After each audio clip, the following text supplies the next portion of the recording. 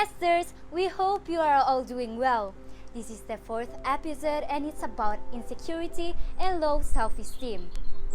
Here is our viewer's question, which will be answered by Dr. Darwin Buyson. I don't think I'm good enough. Whenever I want to say something, I find myself not opening my mouth or share my opinion. How do I gain confidence? So let's break down the question. First, we need to highlight the potential difference between thoughts and facts. Often, we assume what we are thinking to be true. In this case, I think I'm not good enough. Is this a fact? And how do we know it's a fact? Now, we'll come back in a moment to the behavior, which in this case is avoiding speaking. And let's first talk about confidence. Now, confidence is derived from the Latin word meaning to trust. So when the viewer asks, how do I gain confidence? What they're really asking is, how do I learn to trust myself? Which brings up the question, how do we learn to trust in anything? Well, if we think about it, we trust in things when we see evidence or results that suggest something does what it says it will do consistently. Like a friend who always turns up on time, or a car that never breaks down. We trust them, or in other words, we have confidence in them. So let's go back to the behavior.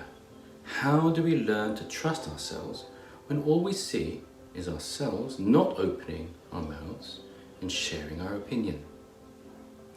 Now, if the behavior doesn't change, confidence or trust in yourself will not increase, and the belief that you are not good enough remains. Now let's have a think.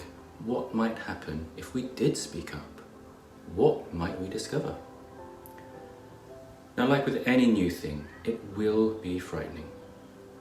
That's normal. We might discover that we are not as articulate as we'd like to be, and that's okay. Like with any new skill, we are usually not very good at it at the beginning, but the more you do it, the better you get. More importantly, you gradually build up evidence which you then begin to trust. In other words, your self-confidence increases and the belief or thought that you are not good enough reduces. Now, as you might already be aware, you will need to be willing to tolerate some anxiety to begin with. Hopefully, you will be able to look back and realize that it was worth it. Remember, one of the most important things you can do to change your negative beliefs is to change your behavior and give yourself the chance to discover you are not perfect, but are more than good enough.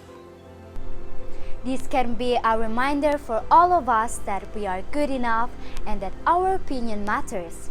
Let's continue to stay connected as we stay mentally healthy, because together we grow.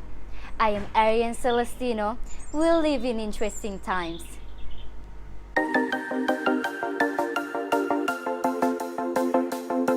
How'd you like the video? Make sure you leave us a comment down below on what you'd like to see us do next.